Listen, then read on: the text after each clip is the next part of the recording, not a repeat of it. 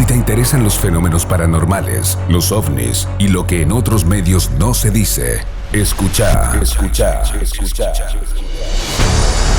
La Otra Realidad Radio, con la conducción de José Luis Fernández, todos los miércoles a las 21 por Radio 99. La Otra Realidad Radio, el programa de ovnis y fenómenos paranormales de la ciudad de Santa Fe.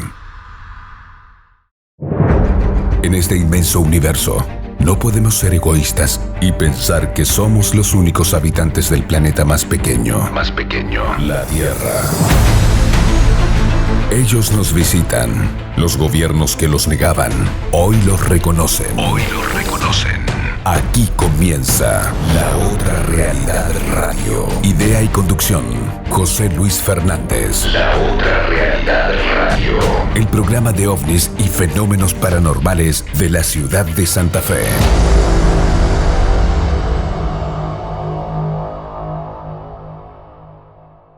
La Otra Realidad Radio es parte de Sephora, Comisión de Estudio del Fenómeno OVNI de la República Argentina. Todos merecemos saber la verdad, porque Sephora somos todos. Testigo de una experiencia paranormal. Protagonista de un avistamiento OVNI. Ahora, en La Otra Realidad Radio te presentamos historias en primera persona. Corrientes, abducción y misteriosa teletransportación en la Ruta Nacional 119. Un correntino asegura que fue teletransportado por más de 100 kilómetros en la Ruta Nacional 119 en Corrientes. La Ruta Nacional 119 se extiende desde la intersección de las rutas nacionales 14 y 127, paraje Cuatro Bocas, hasta la Ruta Nacional 123, en un recorrido de 109 kilómetros. Hoy es conocida popularmente por quienes la transitan a diario como la Ruta de la Muerte, por el estado en que se encuentra. Un hombre, al que se conoce como AL, iba desde Mercedes, cerca de la Ruta 123, hacia la Ruta 14. Eran las 3 de la madrugada y recién había iniciado el viaje por esa ruta cuando asegura que en un pestañear, en instantes, y sin darse cuenta, ya estaba sobre la Ruta 14, llegando a una estación de servicio. Al percatarse de dónde se encontraba miró su reloj y las agujas marcaban las 3:10, por lo que misteriosamente había recorrido unos 100 kilómetros en 10 minutos y sin darse cuenta de ello. Según asegura, aunque no hay forma de comprobarlo, desde entonces tiene recuerdos extraños que lo invaden repentinamente y así los olvida. Corrientes, zona de abducciones. Desde 1981, numerosos relatos sobre encuentros cercanos con ovnis han surgido en la región. Ese año, Rubén Meneses, un habitante de San Luis del Palmar, aseguró haber sido abducido por un objeto volador no identificado. Meneses relató que, dentro de la nave, se encontró sentado en un sillón, vistiendo anteojos oscuros y una remera deportiva. En su momento, dio su testimonio a periodistas locales, aunque por momentos balbuceaba y rompía en sollozos. Ninguno de estos casos, ni el de Meneses del año 1981, ni el más reciente de AL, que no quiere revelar su verdadero nombre, porque prefiere el anonimato, pueden ser comprobados ni hay más datos fehacientes de lo que le ha sucedido. Estamos en La Otra Realidad Radio, el programa de ovnis y fenómenos paranormales de la ciudad de Santa Fe. El caso de San Isidro. El caso de San Isidro, ocurrido el 25 de agosto de 1964, es uno de los casos más destacados y documentados en la historia de la ufología argentina. Este evento tuvo lugar en la localidad de San Isidro, provincia de Buenos Aires, y fue protagonizado por un testigo altamente confiable, el teniente coronel Ariel Alfredo Pacífico Zanón, piloto militar retirado y miembro del Instituto Argentino de Investigaciones Ovnilógicas, IAIO. Este caso se destaca por la credibilidad del testigo, la descripción detallada del objeto, la presencia simultánea de múltiples testigos civiles, el análisis posterior por parte de investigadores argentinos y extranjeros. Durante la década de 1960, Argentina atravesaba una etapa de crecimiento económico con cierta estabilidad social, pero también era un país con alta actividad ovni. En ese periodo, se registraban frecuentemente avistamientos en todo el territorio nacional, especialmente en zonas rurales y suburbanas. La ufología tenía presencia activa gracias a investigadores como Jorge Luis Mengucci, director del Instituto Argentino de Investigaciones Ovnilógicas, IAIO, y al interés mediático generado por programas de televisión dedicados al tema. En este contexto, el testimonio del teniente coronel Zanón causó gran impacto dentro de los círculos ufológicos locales e internacionales. El protagonista fue el teniente coronel Ariel Alfredo Pacífico Zanón, un piloto militar retirado, excombatiente y aviador, con una trayectoria intachable tanto profesional como personalmente. Era conocido por su temperamento calmado, experiencia técnica y formación en navegación aérea. Zanón no solo afirmaba haber visto un ovni, sino que realizó una descripción precisa de sus movimientos, características y comportamiento, lo cual le dio credibilidad al relato ante las autoridades científicas y militares. Era alrededor de las 17:30 horas del 25 de agosto de 1964, cuando Zanón estaba en el jardín de su casa en San Isidro, provincia de Buenos Aires. Según su propio testimonio, vi un objeto brillante sobre el Río de la Plata. Al principio pensé que era un helicóptero o un avión, pero rápidamente me di cuenta de que no era nada convencional. El objeto apareció desde el noreste, sobrevolando la ciudad a baja altura. Zanón lo observó durante varios minutos y tomó nota mental de su forma, movimiento y características. Lo que vio fue descrito así: un objeto discoidal, similar a un platillo invertido, con una superficie metálica brillante, reflejando intensamente la luz solar, sin emisión de humo ni sonido aparente, movimiento silencioso, rápido y controlado. Realizó maniobras inusuales, giros bruscos, ascensos verticales y paradas súbitas en el aire. Según Zanón, el ovni siguió una trayectoria irregular, pasando sobre la zona urbana de San Isidro, luego sobre el río, y finalmente perdiéndose hacia el sur. Su tiempo de observación duró aproximadamente 7 minutos, suficiente para realizar un estudio visual detallado. Aunque Zanón fue el principal testigo directo, hubo otros residentes de San Isidro que reportaron haber visto un objeto extraño en el cielo aquel día, aunque sin darle la misma importancia debido a la falta de medios especializados en difundir el fenómeno. Además, el IAIO recibió llamadas de personas que aseguraban haber visto luces anormales o sombras voladoras, aunque pocos relacionaron el evento con un ovni. Tras el incidente, Zanón decidió informar formalmente al IAIO, proporcionando un dibujo del objeto y un informe escrito detallando su experiencia. Además, colaboró con investigadores del instituto para reconstruir la trayectoria del ovni y analizar posibles registros de radar o comunicaciones aéreas. El informe oficial del IAIO concluyó que se trata de un avistamiento realizado por un piloto experimentado, con capacidad técnica para identificar objetos aéreos. No hay explicación convencional que justifique el comportamiento observado. Durante los meses siguientes, grupos ufológicos argentinos y latinoamericanos, incluyendo al reconocido investigador Jacques Vallée, analizaron el testimonio del teniente coronel Zanón y lo compararon con otros casos famosos. Se analizaron las condiciones climáticas de la región ese día, posibles vuelos militares o comerciales programados, informes técnicos sobre globos meteorológicos o drones experimentales. Las conclusiones arrojaron que no existían registros de vuelos comerciales ni militares en esa hora y lugar. No coincidía con el paso de satélites ni objetos espaciales conocidos. Las condiciones climáticas no respaldaban fenómenos ópticos como espejismos o reflejos atmosféricos. El testimonio del piloto fue coherente y sin contradicciones. Explicación ufológica. Muchos investigadores sostienen que el objeto observado por Zanón fue un ovni real, posiblemente de origen desconocido. Su tamaño, brillo y movimiento no corresponden a tecnologías humanas de la época. La descripción detallada hecha por un piloto profesional lo convierte en un caso digno de estudio serio. Explicación militar secreta. Algunos creen que podría haber sido un avión experimental argentino o estadounidense que no estaba registrado públicamente.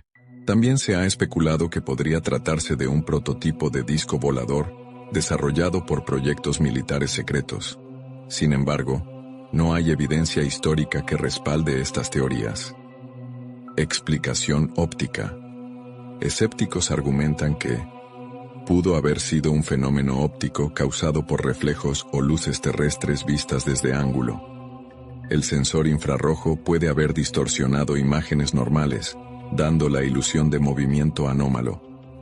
Pero nuevamente, estas ideas no explican completamente el testimonio técnico de un piloto entrenado. El caso de San Isidro, 1964, marcó un hito en la ufología argentina por varias razones. Fue uno de los pocos casos donde un militar argentino de alto rango reportó un ovni de manera formal. Inspiró libros, documentales y artículos académicos sobre fenómenos aéreos no identificados en Argentina. Se convirtió en referencia obligatoria en conferencias y seminarios sobre fenómenos inexplicables. En 2014, con motivo del 50 aniversario, se celebró un evento público en San Isidro, con testimonios y nuevos análisis del caso.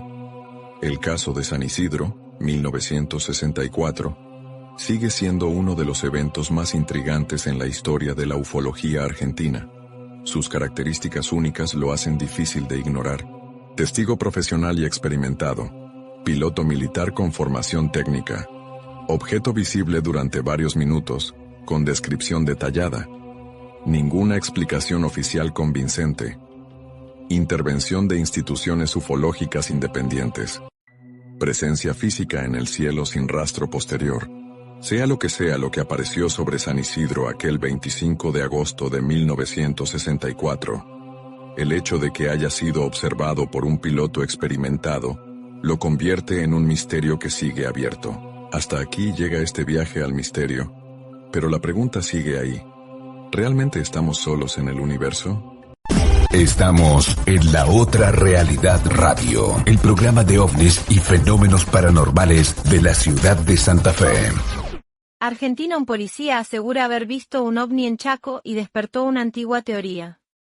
El hecho fue registrado a través de las cámaras de seguridad de Presidencia Roca, en Chaco, y un policía captó el momento. Un gigantesco hallazgo se produjo en las últimas horas luego que un policía de la localidad de Presidencia Roca, en Chaco, detecte que ovni, objeto volador no identificado. Todo esto quedó grabado en el centro de monitoreo de la ciudad y generó un inmenso shock. Un policía aseguró ver un ovni en Chaco. Según se pudo apreciar en el vídeo que se difundió en las redes sociales, el ovni se movió rápidamente en la noche y cambió de color en reiteradas ocasiones. Además, presentó una iluminación que se presentó más tenue al principio y por momentos subió su intensidad durante el recorrido. En tanto, la forma del ovni se presentó de manera circular y los movimientos fueron en dirección sur. Por su parte, esto se sumó a testimonios de vecinos que aseguraron haber visto este tipo de ocurrencias en otras ocasiones. La NASA elaboró un informe sobre los ovnis. El director de la NASA, Bill Nelson, estuvo al frente de un informe sobre la presencia de ovnis y brindó declaraciones al respecto. Personalmente creo que en el universo hay vida afuera.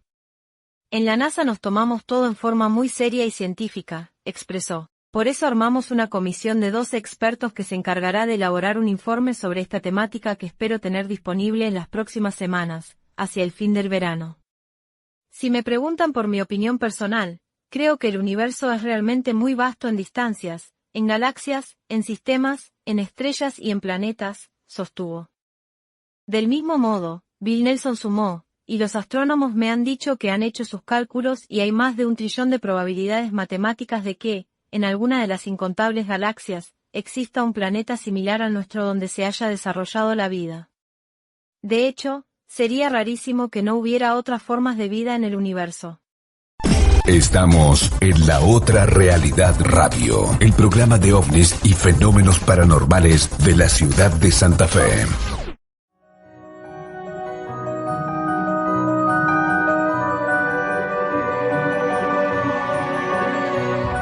83 nos llevaron a un cuartel que le llamaban, pertenecía al CEMAIMA, era el cuartel de Santa Bárbara. El CEMAIMA era un centro de armamento y seguridad y tal. Nosotros nos dedicábamos a hacer escoltas nada más. Y éramos 16 soldados los que estábamos allí, es decir, estábamos en la puerta falsa de Atocha, que es donde están los comandos de operaciones especiales de La Coruña. Cuando yo llego allí el primer día, uno de los compañeros es decapitado en un accidente de tráfico delante de la puerta del cuartel, por un camión, ¿no? que pase y se lo lleva por delante. Pero después, en mis propias carnes, pues vivo una serie de experiencias que a día de hoy todavía no encuentro explicación. Te podría narrar un montón de momentos, ¿no? Pero hay uno específico que es un momento en el que yo estoy haciendo una ronda. Éramos 4 soldados haciendo rondas, ¿no? Por unos patios. Íbamos armados, nos habían dicho que fuéramos con munición de guerra, que son 40 balas en el CERME. Y en ese momento yo veo que hay un portalón de una de las naves que está semiabierto, ¿no? Entonces yo automáticamente, por el pinganillo, aviso al cuerpo de guardia, les digo que está abierto, que yo no lo abrí. Me dicen que cargue, que quite la bala de fogueo, que meta munición de guerra, que me quede por ahí escondido y que proteja eso hasta que llegue la guardia. Cuando llega la guardia, nos mandan a mí y a un compañero que era de Villa García, nos mandan reptar, porque teníamos que reptar, para pasar por ese portal y ir a esa parte de esa nave que era una especie de almacén, ¿no? Donde había munición, granadas, de todo. Ahí nos metemos. Y claro, nosotros estaba todo oscuro, si llevabas la típica linternita, pero nosotros decíamos, aquí no hay nadie. Y en las cámaras nos decían, no, entre las estanterías hay una persona y tal.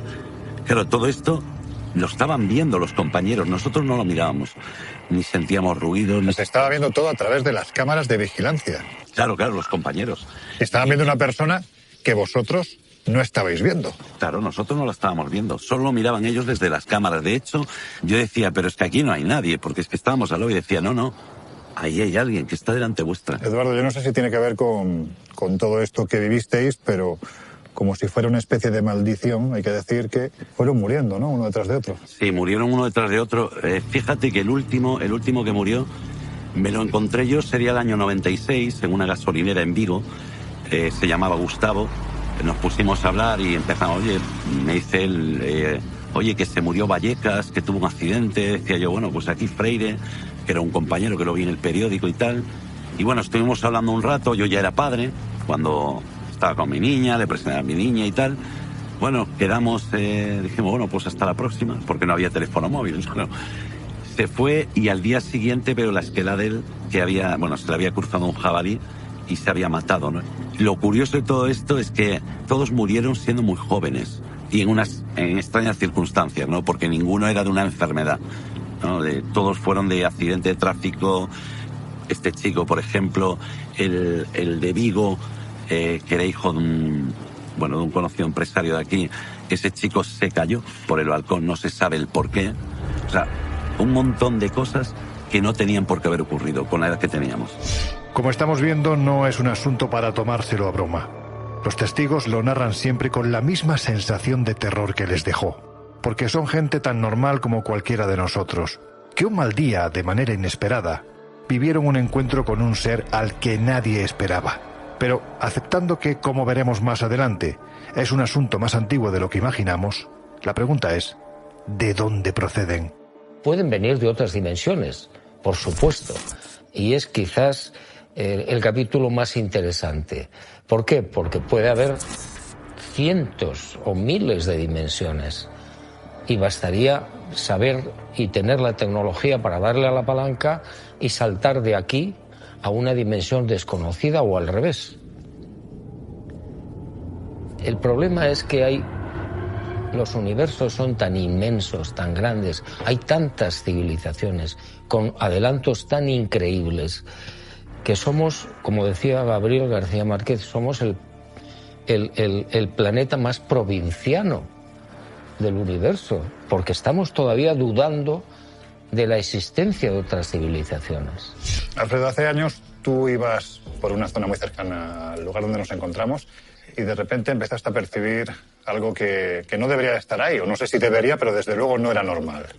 Sí, fue la primera vez que tuve un encuentro pero yo era muy joven, era un niño, debía tener, no sé si 10, 11 o como mucho 12 años. Y iba con la familia, porque aunque yo soy de Vigo, pues tengo familia aquí, en una aldea cerquita de aquí. Y entonces los fines de semana o en vacaciones subíamos, estaba ahí con mi abuela, con los tíos. En cierta ocasión, ya yendo para casa, yo iba con mi abuela y 2 familiares más, y no sé si iba algún primo también, más o menos de mi edad. Y al llegar ahí a una curva que es muy, muy conocida ahí en el pueblo este, por apariciones y cosas raras, misterios que tienen ocurrido, vieron unas luces, que yo las vi así, un poco tal, vi unas luces, pero a mí no me llamaron la atención, y las vieron, pero yo no sé si sería que, mira qué luces o algo así, y vieron, ay Dios mío, ay, que es la Santa Compaña y tal, y ya intentando taparme la cabeza, a mí, al primo, y intentando escapar de allí, pero vamos, de una manera, claro, tú veías aquello y no te llamaba la atención, yo lo que quería era seguir viendo que pasaba por unas luces. Y eso es lo que me ocurrió a mí, que yo sí he visto como unas luces tenues, y que iban a una distancia, pues más o menos, yo qué sé, una distancia de 2 metros o 1,5 metros, 2 metros. O sea, que había una secuencialidad, ¿no? Entre sí. Tampoco serían muchas, por lo que estoy recordando, yo qué sé, pues imagínate, a lo mejor podrían ser unas 10 o 8, una cosa. Alfredo, yo sé que esto que te voy a preguntar, bueno, pues a lo mejor está fuera de lugar, pero no cabe la posibilidad de que fuera algún vehículo, una moto, un coche. No, en aquel sitio no. Aparte, ya ver un coche en aquella época, estoy hablando de los años, a lo mejor 1960, 61, 62. No era tan habitual. Y no era habitual por aquí coches. Lo que sí había eran corredoiras, o sea, caminos estrechos por donde iba la gente, y que además ese camino tal, hacia donde se dirigían las luces era hacia el centro donde está la iglesia. Y entonces allí decían que si tenían muchas apariciones, mucha gente, y debió ser eso, que también se asustaron y que además estaban en la completa convicción de que era la Santa Compaña y que ya no era la primera vez que ocurría. Claro, yo no tenía idea de lo que era eso, y mi primo y los niños tampoco, pero sí ya estábamos un poco con cierto temor. Asustados, claro. Porque a esa edad siempre te cuentan cosas raras y cosas de misterios, de brujas. Sí, además dicen que la aparición de la Santa Compañía... Y del hombre del saco, y de cosas de estas que bueno, pues que de cierto modo, no sé si lo harían para atemorizarnos, para no ser unos sinvergüencillas y escaparnos por ahí, o si en realidad era eso. Pero sí que tanto aquí como en Vigo también sucedía lo mismo, porque nos asustaban, sobre todo con el hombre del saco, con el sacauntos y con esas cosas, y sobre todo lo que más miedo nos daba en aquel entonces a los niños, sobre todo, era hablarnos de fantasmas o de ánimas. Alfredo, en algún momento, más allá de ver esas luces, ¿observasteis alguna presencia? O al menos yo lo que pude observar, que yo intentaba, porque me quería ver, solamente veía como unos cirios que andaban. Y lo demás, pues ni siquiera podría decirte si iban de blanco, de negro, tal, ¿no? ¿Esto fue una ocasión única o...? Eso es lo que yo he visto. ¿Sucedió en alguna ocasión más? No, eso es lo que yo he visto en ese momento. Luego ya, teniendo yo unos 30 años, unos 32, 33, en la casa de mis padres, que íbamos normalmente los fines de semana también, ¿no? Depende. Por las noches tenemos unos primos de mi madre que pescaban lampreas y normalmente subían todos los días, ¿no? A la noche siguiente de haber cenado allí, mis padres se acostaron, vieron que no venían, y sobre las 12 de la noche, una cosa así, 12 por ahí, tenían las ventanas algo cerradas, las contras entreabiertas, y vieron que vieron que se movían unas luces y unos ruidos, como de tablas de metálicos, como si, yo qué sé, herramientas que se movían, o piedras y tal. Y entonces deben estar ahí tus primos, tal que vienen a estas horas a cenar, ya es tarde. Pero no sucedió nada de esto. Las luces volvían, iban y venían. Al día siguiente, que vinieron a comer.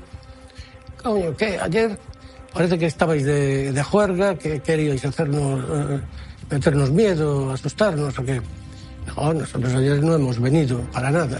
¿Cómo que no? Entonces, ¿quién andaba por aquí y haciendo ruidos y con luces y de adelante para atrás y tal? Y además eran bastantes luces, se veían como sombras.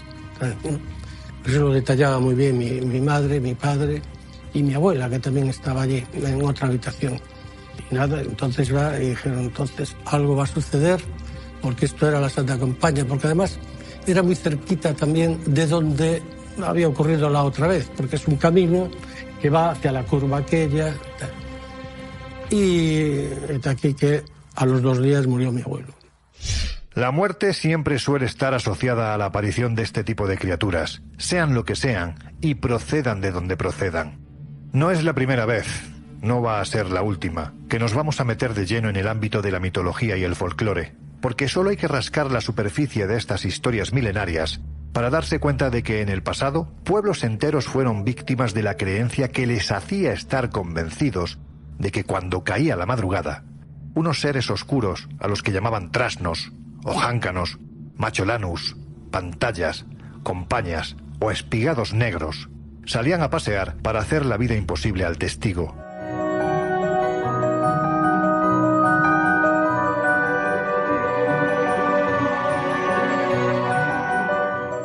José Luis Fernández conduce. La Otra Realidad Radio, el programa de ovnis y fenómenos paranormales de la ciudad de Santa Fe.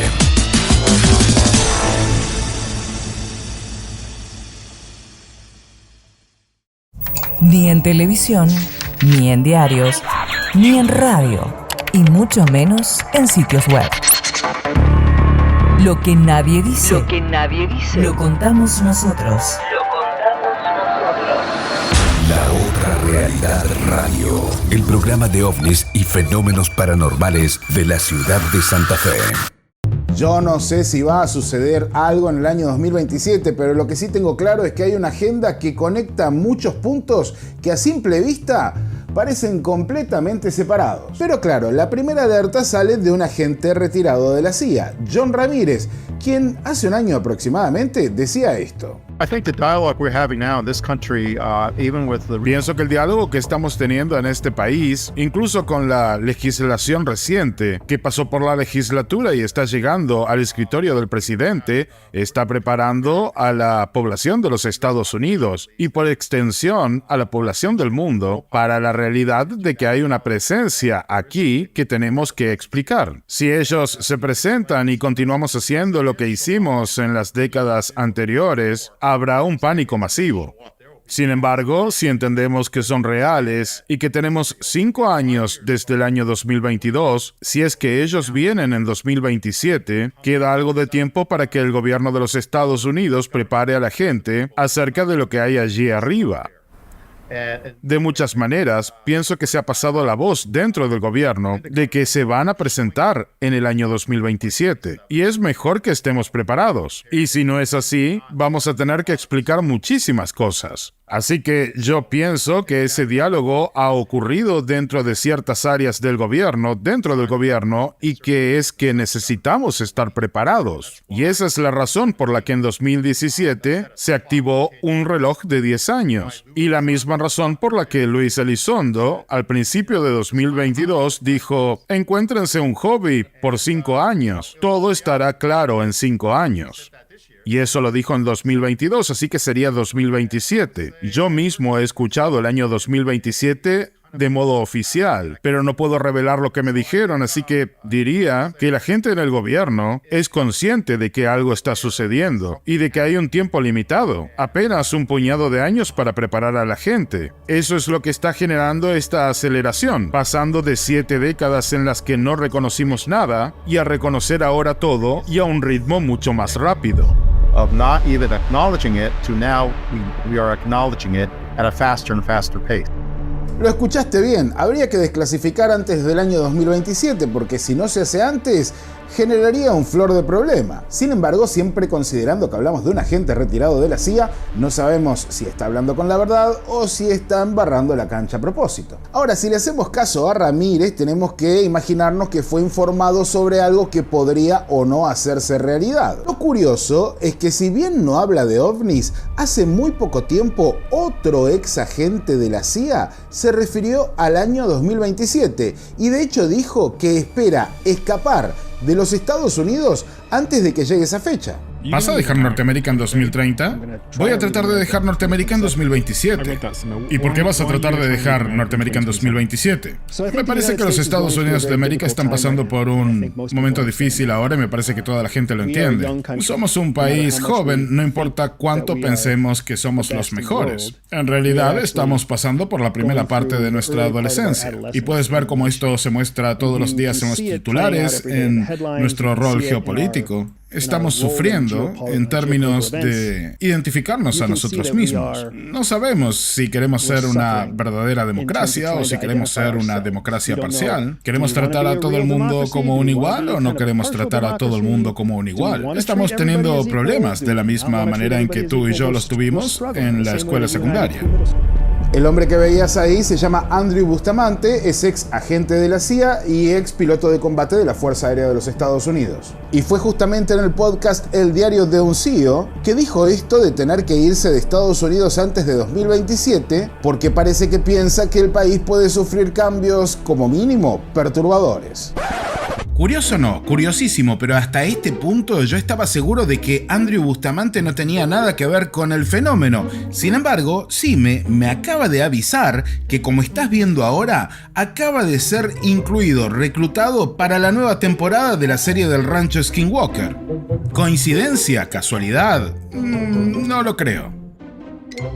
Si le sumamos curiosidad al tema, hay muchos analistas geopolíticos que piensan en este momento que el riesgo de una guerra nuclear es alto, pero que justamente señalan el año 2027 como el punto de inflexión o el punto más peligroso. La cuenta que están sacando es sencilla y espeluznante. Los países miembros de la OTAN que se están rearmando en este momento tienen como hipótesis de conflicto entrar en guerra con Rusia para... sí, el año 2027.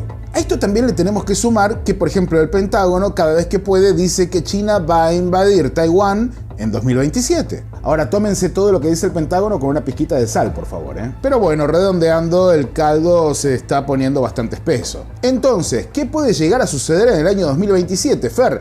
¿Tenés una bola de cristal? No, pero ¿existe una agenda? Puede ser que sí. Si nos metemos de lleno en el tema OVNI UAP, son varias las fuentes que me han contado una historia que bien podría ser verdad. Aparentemente, lo que comenzó en el año 2017 con el artículo de Leslie Kean y Ralph Blumenthal en el New York Times, se completaría para el año 2027. Básicamente, se habrían tomado 10 años para realizar una desclasificación ordenada del tema OVNI. El mismo Luis Elizondo dijo en el año 2022 que había que esperar unos 5 años para ver todo desclasificado y todo liberado al público. De hecho, nos recomendó conseguirnos algún hobby para ayudarnos en la espera. Claramente hay o había una agenda para la desclasificación y pensar en 10 años no es una locura. Como hablamos y bastante profundo con Stephen Bassett esta semana, y te dejo el video acá para que veas la entrevista, lo que está sucediendo viene programado hace bastante tiempo. Hace rato que al menos un grupo de personas interesadas, sobre todo económicamente, estarían tratando de desclasificar el tema OVNI en los Estados Unidos para tener muy buenas ganancias. Vos y yo podremos pensar, sí, bueno, ok, Si van a ganar dinero pero nos cuentan la verdad, igual no estaría tan mal. El tema aquí es que estamos hablando justamente de las corporaciones que forman parte del aparato militar industrial de los Estados Unidos, que son las que tendrían restos de objetos y de cuerpos de origen no humano, y que con estos restos habrían logrado desarrollar, a través de ingeniería inversa, nuevas tecnologías que serían bastante disruptivas. Técnicamente estarían teniendo unos cuantos problemas para comunicar estas tecnologías disruptivas a la sociedad y de hecho meterlas en el mercado sin blanquear exactamente de dónde las sacan, o por lo menos sin mostrar una idea de procedencia de todo esto, porque serían cosas demasiado diferentes a todo lo que conocemos. Entonces estarían interesados, todo esto lo digo como una suposición, porque hasta ahora sigue siendo una suposición, en que se realice un tipo de desclasificación especial, básicamente lo que a ellos les conviene. Y ojo que lo que a ellos les conviene no necesariamente tendría que incluir el reconocimiento de que allí hay algo o extraterrestre, o interdimensional, o ultraterrestre, digamos de estos compañeros de viaje en este planeta que no necesariamente podemos ver todo el tiempo, o que están mezclados entre nosotros y que no se revelan. Ok, sí, no necesariamente harían un blanqueo de esta situación, sino que estarían abriendo un poquito las arcas, destapando un poquito la olla para poder meter en el mercado lo que les interesa y sobre todo adquirir un montón de cerebros para ponerlos a trabajar en estas tecnologías y adelantar mucho más rápido. Y Fer, ¿adelantar con qué? Con sus negocios. Sí, todos negocios. No es loco pensar que un grupo de corporaciones del aparato militar industrial haga planes a una década de distancia. De hecho, es bastante lógico. Al fin y al cabo, es una década en la que sabían que iban a tener que pasar por muchos cambios. Esto es simplemente una suposición, pero si el cambio climático nos está llevando poco a poco a tener que dejar los combustibles fósiles, entonces qué mejor que contar con novedosas fuentes de energía procedentes de tecnología no humana, desclasificada de manera ordenada y amigable para con los negocios. Podría, y aclaro, podría ser una nueva revolución industrial o de internet, o como la de la inteligencia artificial pero con la energía. Y hablo específicamente de energía porque una vez charlando con un ingeniero me dijo algo que uno por lo general no toma en cuenta y que es muy interesante. Y es esta cuestión de que no sé si es tanto que nos falte producción de energía, sino que en realidad nuestras máquinas, lo que producimos en tecnología, no es lo suficientemente eficiente como para aprovechar esa energía. Además de que nos falta, por supuesto, y más nos va a faltar en el futuro si seguimos dependiendo, por ejemplo, de combustibles fósiles. Así que algo hay que cambiar, algo hay que mejorar. Y si ese algo es un salto que viene de una tecnología no humana y para avanzar en eso tenés que blanquearlo, qué mejor que una agenda de desclasificación ordenada como se ha nombrado tanto en estos tiempos. Un plan sistemático de desclasificación pasando de AATIP a To The Stars Academy, a la UAPTF informando al Congreso, al bochorno de la ARO. Bueno, algunas cosas pueden salir mal, ¿no? Al fin y al cabo, los intereses son demasiado grandes. Eso no quita que se esté intentando esta desclasificación y que haya una verdadera agenda detrás de esto. Porque además, pensalo bien, a nivel geopolítico, todo esto tiene la capacidad de inclinar la balanza, tecnológicamente hablando, pero aplicado a las armas. Como sea, hablamos mucho de esto con Stephen Bassett, ya te dejé el video hace un ratito, por aquí debajo para que lo veas y también por ahí arriba, y te recomiendo que veas esta semana el canal de YouTube de La Señal Ciencia y Misterios porque voy a publicar la segunda parte de la entrevista que es incluso más esclarecedora. Pero hay otra opción, además de la opción de la agenda.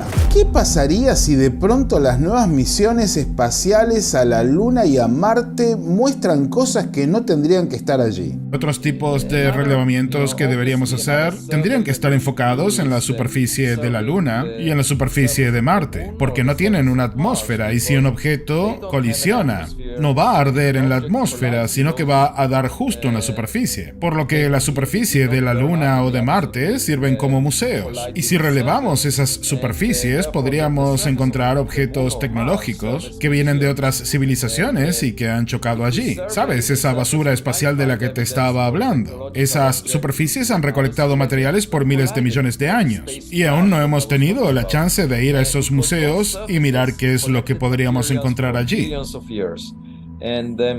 We just didn't have a chance yet to go over that museum, check the items that might be there. Como dice Avi Loeb, la Luna y Marte pueden ser verdaderos museos de cosas que fueron a parar allí, llegando desde más allá de nuestro sistema planetario, o, ¿por qué no?, pueden ser los restos de una civilización muy antigua, por ejemplo en Marte. Ahora, ¿qué pasaría si todas estas nuevas misiones espaciales que están un poco más enfrascadas en mostrar en las redes sociales lo que están haciendo que en ocultar verdades de pronto muestran algo bastante incómodo? Insisto, por ejemplo, estructuras en nuestros vecinos planetarios. ¿Y qué pasaría si los turistas que piensan mandar Elon Musk y Jeff Bezos al espacio ven cosas que nadie puede pedirles que callen? Entonces, señoras y señores, muchas agencias espaciales quedarían tremendamente mal paradas, por lo que ahí sí sería necesario desclasificar antes de 2027 porque es una de las fechas clave de la nueva carrera espacial. Y tengo que volver a John Ramírez porque justamente a eso se refirió en una entrevista que dio en That UFO Podcast. I believe NASA is sitting on a lot of data that they've kept hidden. And I would hope that NASA becomes part of. Yo creo que la NASA está sentada en un montón de datos que mantienen ocultos. Y esperaría que la NASA forme parte de este proceso de desclasificación inicial, porque simplemente necesitan contar lo que saben. Lo he dicho antes y lo he comentado en varios podcasts, pero si miras al telescopio James Webb, no habría que sorprenderse que utilicen el telescopio James Webb o la exploración de la NASA como el descubrimiento. ¿Sabes? Se dice que la comunidad de inteligencia civil y la comunidad de inteligencia militar de los Estados Unidos ya saben que hay algo allí, pero no pueden admitirlo. Pero van a dejar que la NASA lo descubra, entre comillas, porque ese descubrimiento va a generar más interés en eso, más investigación. Y entonces podría estimular la exploración de aquello. Así que si hay estructuras en la Luna de las que sepamos, puede que sean descubiertas por la primera tripulación del programa Artemis. Ellos van a estar orbitando la Luna, no van a lunizar. Primero van a orbitar. Tras eso van a regresar y la segunda tripulación se supone que alunice. La tercera tripulación se supone que llegue a los polos. Eso es lo que me informaron. Así que puede que descubran algo, quizás. Pero seguimos escuchando rumores, a los que nunca les dieron sustancia, y por eso son rumores, de que la NASA tiene datos, de que ellos han visto cosas que han eliminado de las fotos originales y que luego eso lo han lanzado al público. Eso podría ser verdad. Eso muy bien podría ser verdad. Y la verdad es que espero que esos datos sean liberados. Porque una vez que digamos que hay seres no humanos y que de alguna manera eso está bien, entonces quizás la NASA pueda decir, oh, sabemos que hay seres de origen no humano que tienen una presencia en la Luna o en los planetas cercanos. Esto habilita esas declaraciones, pero primero tenemos que realizar esta declaración de lo no humano. Eso lo tiene que hacer el gobierno de los Estados Unidos y tiene que salir primero, absolutamente. No humano es la frase más importante que vas a escuchar.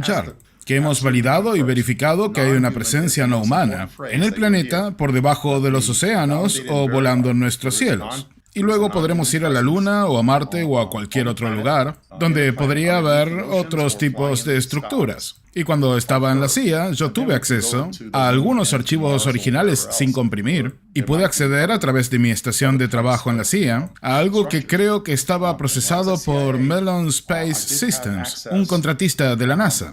Entonces miré a una de las lunas de Marte y allí pude ver lo que llamamos un obelisco. Es muy parecido a una estructura egipcia. Ahora, lo que se ve públicamente, lo que veo ahora, parece tener mucha menos resolución que lo que yo vi. Lo que yo vi fue una estructura. Called an obelisk. It's very much like an Egyptian structure. Now, what I see now seems very low resolution than what I saw. What I saw was a structure. I said, my gosh, look at Dije, this. Dios mío, ¿qué es esto? Y algunos colegas se acercaron a verlo. Y parecía como el monumento a Washington. Y allí estaba en, creo que, Phobos. Aquí está. Y de pronto todos esos datos desaparecieron. Ya no podíamos acceder a esos archivos donde podíamos ver datos de alta resolución. Y en lo que yo vi, la resolución de los datos es extremadamente alta. Pero lo que vemos ahora es copias de copias de copias. No sé lo que le sucedió. Hasta ahí muy bien, pero no queda ahí porque aparentemente John Ramírez fue llamado a declarar a un SCIF, que es un espacio seguro para realizar declaraciones secretas, y allí tuvo que hablar de varias cosas, entre ellas el año 2027. Eso sí, comenta el tema, pero no lo deja muy claro. La única vez que escuché respecto a algo que haya dicho, que haya sido cuestionado por la gente de la CIA, fue mi comentario sobre 2027. Yo recibí un poco de feedback respecto a que había gente de la CIA interesada en lo que dije sobre 2027. Pero otra vez, como dije antes, yo no traje el tema de 2027. Fueron personas en una reunión segura y yo no tenía ninguna autorización de seguridad. Y en esa reunión segura hablamos de cosas sensibles, pero yo no podía hablar de cosas que recuerdo de mi servicio en la CIA porque no tenía autorizaciones. No podía hablar sobre este fenómeno. Lo que igual hice, pero en la reunión segura, la gente en esa reunión que me invitó a hablar, ellos trajeron el tema de 2027, yo no. Así que eso me llevó a pensar que sabían algo sobre 2027 y ofrecí mi opinión sobre 2027. De hecho, hasta lo referí a Chris Bledsoe y lo que dijo sobre el periodo de 2026 y 2027. Entonces ellos tomaron notas y eso te da una pista de que quizás ellos saben algo. Y sobre todo las experiencias. Creo que el gobierno sabe mucho más sobre los experimentadores que lo que están dispuestos a comentar, porque eso los lleva a otra avenida en la que no se quieren meter. Pero bueno, ellos trajeron el tema. Y esa es la única vez que, como lo mencioné en el podcast, que ahora no recuerdo cuál fue, esa es la única vez que escuché algo de retroalimentación en la información de la gente de la CIA respecto a 2027. En el mismo episodio de That UFO Podcast también respondió a una pregunta muy interesante. ¿Por qué los extraterrestres estarían interesados en buscar un almanaque para tratar de programar una aparición pública? Y esta es la respuesta. Correcto, a no ser que sean los residentes y que vivan aquí en el planeta también con nosotros, que compartamos el planeta con ellos. Les recomiendo a todo el mundo estudiar la cultura sumeria, porque tienen unas matemáticas extraordinarias. Básicamente, sin ninguna computadora en aquel tiempo, descubrieron muchas cosas. Cosas sobre el planeta y sobre el sistema solar que no deberían haber sabido. Pero habiendo dicho eso, la desclasificación del gobierno es humana. Es algo que sabemos, que podemos compartir con el mundo. Ahora, su aparición frente a nosotros, esa es su decisión. Así que esperaría que cuando desclasifiquemos que están aquí, ellos nos cuenten quiénes son. Y esa es mi opinión personal, no un hecho del gobierno o algo que sepa oficialmente. Y eso es que en 2027, una vez que hayamos desclasificado todo, para 2027 espero que haya una oportunidad para estos visitantes y para estos residentes para presentarse y mostrarse nuevamente al mundo. Y dije nuevamente, porque pienso que lo hicieron previamente a nuestros antepasados, que los vieron como dioses. Puede que los hayan adorado como dioses. Puede que hayan creado religiones basadas en su presencia. Es una oportunidad para que ellos aparezcan. ¿Y por qué elegirían 2027? No lo sé. ¿Por qué nosotros elegimos 2027? No lo sé. Así que tenemos básicamente tres vías para lo del año 2027. O bien es una agenda de desclasificación que tiene fecha de vencimiento, o bien estos acompañantes se van a presentar al público y van a decir aquí estamos, o bien no va a pasar nada, absolutamente nada. Solo el tiempo lo dirá. Ahora también me parece que hay todo un ambiente catastrófico alrededor de esto Y me parece que nos olvidamos que, por ejemplo, el asteroide Apophis recién va a pasar en el año 2029. Y técnicamente cualquier día puede estallar por los aires Yellowstone o comenzar una guerra nuclear, así que no tiene por qué ser específicamente en el año 2027. Así que en mí no van a escuchar frases que les puedan dar miedo o que les puedan provocar inquietud si no tengo ninguna prueba ni ningún indicio de algo por el estilo. Y este es uno de esos casos en los que hay absolutamente nada de nada. Si me preguntas a mí, 2027 es el final de la agenda de la desclasificación ordenada de la que tanto hablan en los Estados Unidos.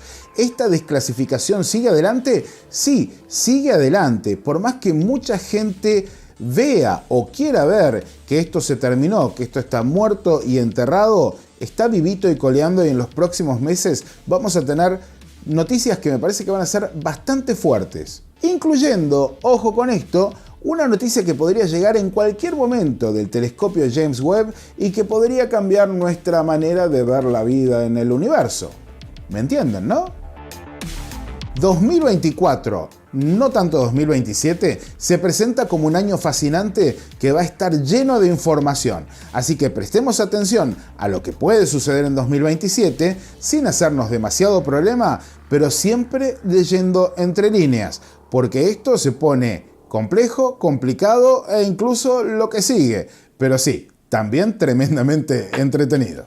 José Luis Fernández conduce. La Otra Realidad Radio, el programa de ovnis y fenómenos paranormales de la ciudad de Santa Fe.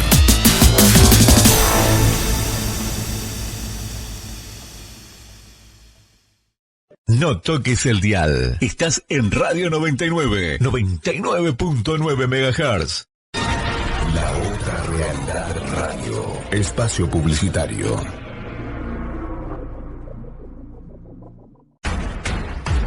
La Otra Realidad Radio llega a todo el país y al mundo.